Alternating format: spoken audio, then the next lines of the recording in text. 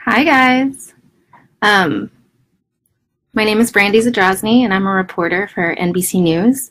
I recently published a story about how some parents with children who have autism are giving them a dangerous concoction of what amounts to industrial bleach to try to cure their autism. And they've gotten a big assist with Facebook and YouTube and Amazon, who have pushed these crazy theories for a long time, for years, and have created communities of people that believe this nonsense.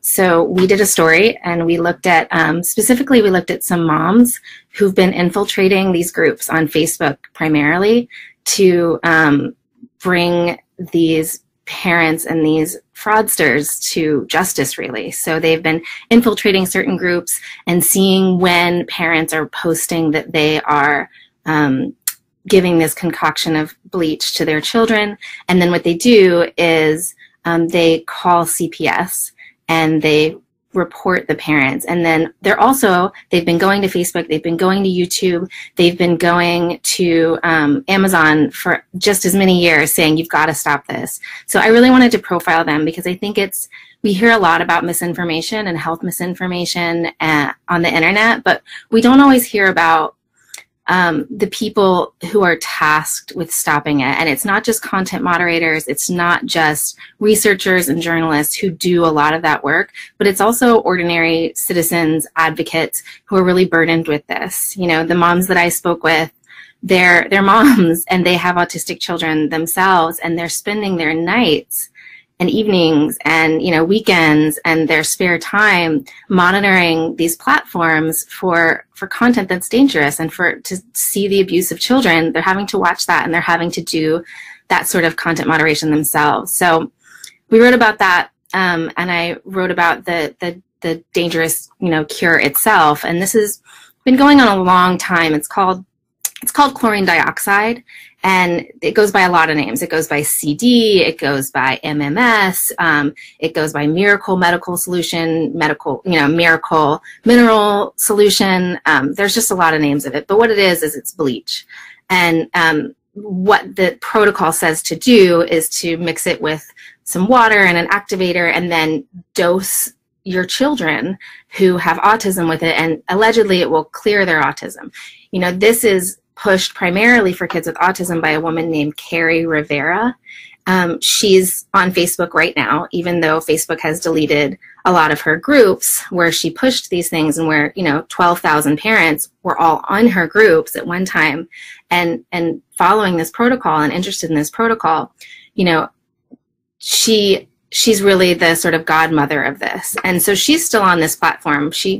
Hi, Carrie. She could be watching right now because she's allowed here. And that's a problem with Facebook and YouTube and, you know, a lot of the platforms, is that there's sort of a whack-a-mole type of enforcement. Like, this is bad, we're not going to allow this anymore. This is bad, we're not going to allow this anymore. But they're not really doing anything about the bad actors that promote these, you know, products, or promote these dangerous cures, or promote this misinformation. So that's what the piece is about. It's about, you know, this dangerous bleach cure that some parents are giving to their kids, and it's about the platforms like Facebook and YouTube and Amazon that allow it, and it's about what some parents are having to do to make sure that it doesn't happen to kids. So Brandy, we have some questions coming in. A lot of people asking, how do people really believe that this would help? Are they just believing what they're reading on the internet, or is there some sort of, you know, evidence or fake evidence that's been shown behind it? Yeah, so I've talked to a lot of parents actually who've done this and who are, you know, trying to do this or thinking about doing this. And, you know, what it is you get a diagnosis of autism for your child, and I think it can be very scary. You know, 1 in 59 children are now diagnosed with autism in the US. That's a lot, and doctors don't know much about it, about the condition. You know, it's something with wide characteristics, right? It's something that has no determined cause or cure. They think it's genetics, but people don't really know. And so some parents are saying, well, I want to find a cure. I want to help my child. And that's that's understandable. But when you get into this hokum, I mean, a lot of it is the same thing that drives that anti-vaccination movement. Like if you were to make a Venn diagram, the people that are inside, the people that are doing this bleaching cure for autism are really the same people that are going to be inside the Venn diagram, that circle of the Venn diagram for anti-vaccination efforts. So that's why, I mean, parents, the majority of parents would never hurt their children, right? They want to help their children, almost all of them.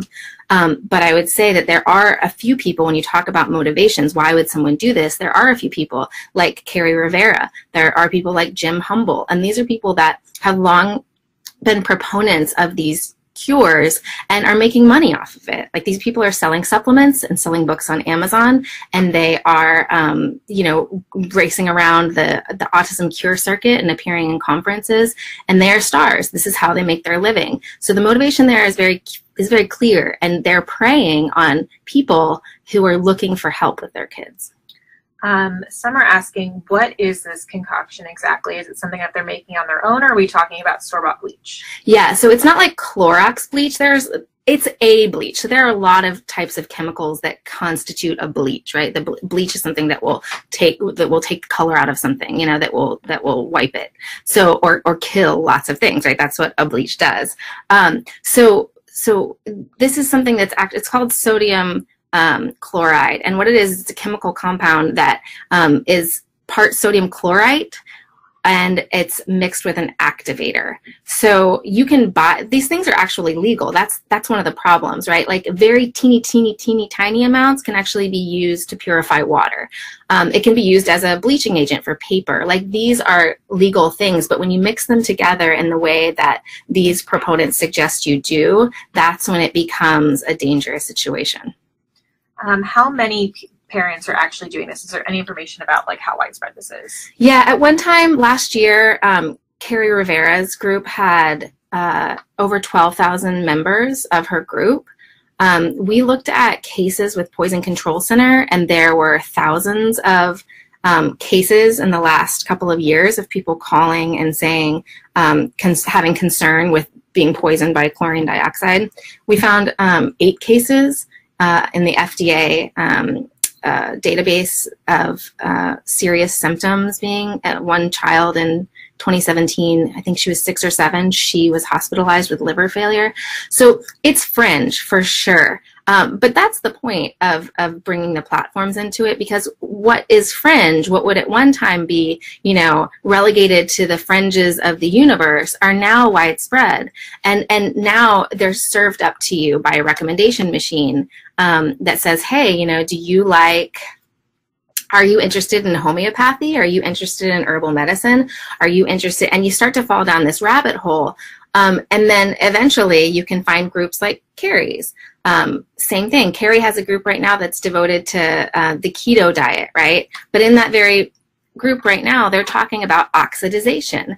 And that's what they're now referring to as CD. So they're using new terms to sort of flout the rules and get past the current bans. Is Facebook doing anything to monitor these pages, and are they making an effort to share truthful information so parents are getting legitimate info? Facebook specifically, I think Facebook is they're making an effort. I mean, they just shut down a bunch of her pages, right? And they did that without a big piece being written on it. Usually they're very hesitant. They seem hesitant to do things until, journalists will write about it, and then it's a big fuss, and then they'll take it down. But they've been pretty proactive here. I don't know if it's part of a larger push. The reason they took down Carrie's pages this time was because it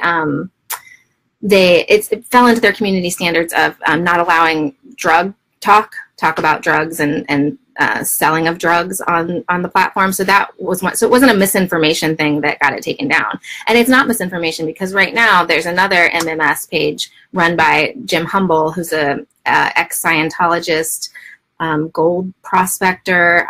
He wears a big white, I don't know. He runs a church devoted to this treatment for everything. He says he claims it heals AIDS and malaria and literally every ailment, and his is still operating. So it really, again, goes back to that whack-a-mole thing. Like, are they doing anything? Sure.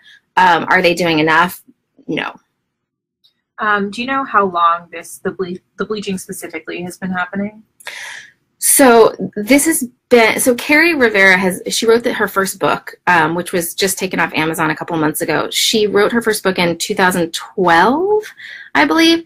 So Carrie was the first person to take this MMS from Jim Humble, who said it could, cure you of malaria, it can cure you of AIDS, it can cure you of anything. And she was the first person to take it and say, you can use it on your autistic children. So that's since 2012. Her book was in 2012, and she, all throughout the book, it's constantly talking about how reliant she is on her Facebook groups, how she uses that to build her brand and build her community. What are the immediate and long-term medical consequences for children who've had this done to them? Yeah, so I mean, the worst cases is death, which is absolutely possible if you're dosing in a way that you're not sure of, or most children will probably survive this treatment, right? Like most kids will probably survive low levels of bleach, but what you don't understand and what doctors told me is that, what it can do, it can mess with your red blood cells. It messes with your liver and kidney functioning. What can happen is you can get rashes. You can, a lot of parents will post pictures, because it's not just drinking the bleach. It's also in enemas. So people are giving bleach enemas to their children. So a lot of times you'll see people in this group talking about parasites leaving their children in diapers and in the toilet, and they'll post pictures. But they are parasites. Doctors say that that's the intestinal lining that's being shed because of bleach enemas. And I get so disturbed by this content that I actually forgot the topic of the question. So if I haven't answered it, I'm sorry, but it's very dangerous. It's very dangerous. You can, your bowel linings can shed. You can go into liver failure. You can be hospitalized. 8 people have died since 2014, according to the Poison Control Center database. Have there been any consequences for these parents who've done this? And does this qualify as child abuse?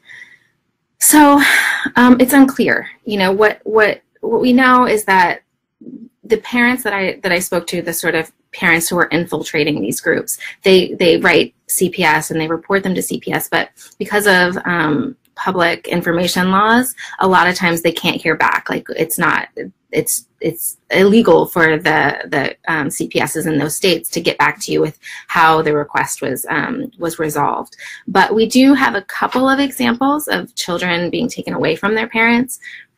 I talked to a dad and a mom in Indianapolis whose 2-year-old daughter, the mom was dosing her autistic 2-year-old daughter with this bleach because of a Facebook group.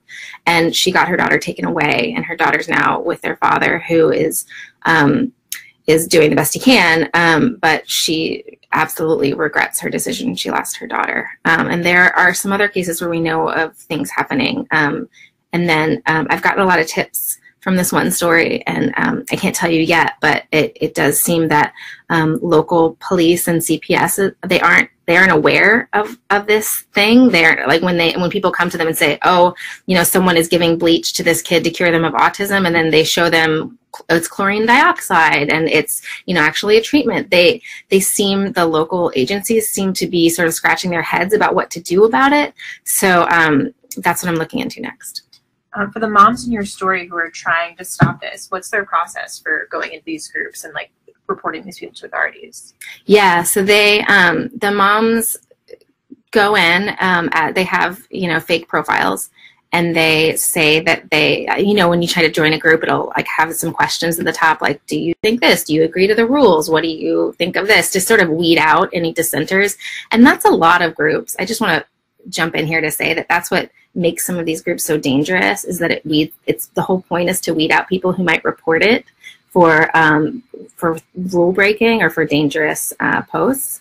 But anyway, so they go into these rules, and when they answer the questions and when they talk to the admin, they pretend to be parents of autistic children, and they are parents of autistic children, but they pretend to be people looking for a cure and who would sort of buy into this. And they get in, and when they do, they just sort of lurk. I think sometimes they might contribute a little bit, but really they're lurkers, and they just try to monitor what's going on. And then when they see something scary, when they see, a parent putting up a picture of bowel lining or a rash or, gasping air, they will go to that person's profile and they'll research it.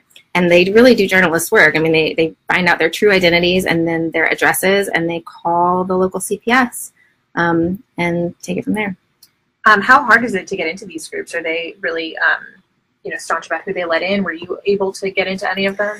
So because I'm a journalist and we have some standards, and one of those is that we try, unless you're going like deep undercover, we try as a general rule to always be upfront about who we are and our identity and what we believe. So I could not get into these groups. I relied on the mothers who had infiltrated them to share with me their screenshots, and then I sort of did my own work after I got the screenshots to make sure that these people were really in these groups or a part of these communities in other ways. Okay, so I think that's it. This is my first Facebook Live, y'all. Thanks so much. Bye.